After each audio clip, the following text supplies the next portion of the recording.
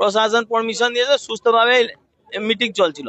Hot করে ওখানে মনোজ পান্ডে যে টিএমসি কাউন্সিলর আছে ওখানে এসে ঝামেলা করেছে কিছু।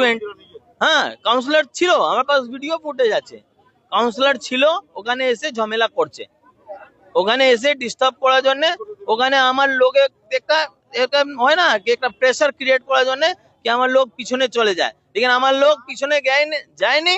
আর আমার লোক আমাকে ফোন করেছেন, আমি বলেছেন ওখানে থাকো, আমি আসছে। আমি 10-20 মিনিট পরে আমি চলে এসেছি। আমি থানাও কমপ্লেন ফোন করেছে, আইসি কে ফোন করে আইসি সাহেবকে বলেছেন তাড়াতাড়ি ওখানে ম্যান ফোর্স আপনি করুন, পাঠান। তো মেন ফোর্স এসেছে, ওর আগেই ওসব ওখান থেকে পালিয়ে গেছে। লেকিন এরকম ঘটনা কেন হবে? কেন হবে এরকম ঘটনা? হ্যাঁ, আমার কি রাইট নেই? আমি কি স্ট্রিট কর্নার মিটিং করতে পারবে না? আমি বিধায়কও আছে, আমি ক্যান্ডিডেটও আছে, আমার কি রাইট নেই?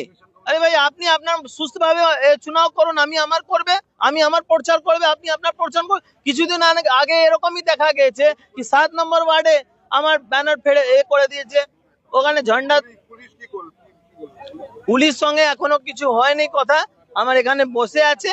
আমি আগে তো ঘেরাও করছে আর পুলিশ নিজেই ডাকবে, কথা হবে। তো আমি একটাই কথা বলবো, এইসব লোকে আগে আপনি অ্যারেস্ট করুন। আরে ভয় জন্যে কেন?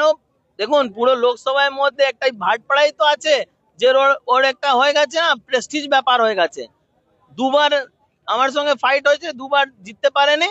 তো এবার হয় না উল্টো পুল্টো কাজ করে আমার লোককে থ্রেটিং দেয়, আমার ওখানে পাবলিককে থ্রেটিং দেয়, এরকম কাজ করছে। দেখেন আমার লোক এখন ভয় ব্যাপার নেই এখানে। আমি সম্মান করে ইলেকশন কমিশন অফ ইন্ডিয়াকে, আমি সম্মান করে পুলিশ প্রশাসন আর প্রশাসনকে, এই জন্য আমি এখানে বসে আছে। না তো আমার লোকও ফাইট করতে পারবে।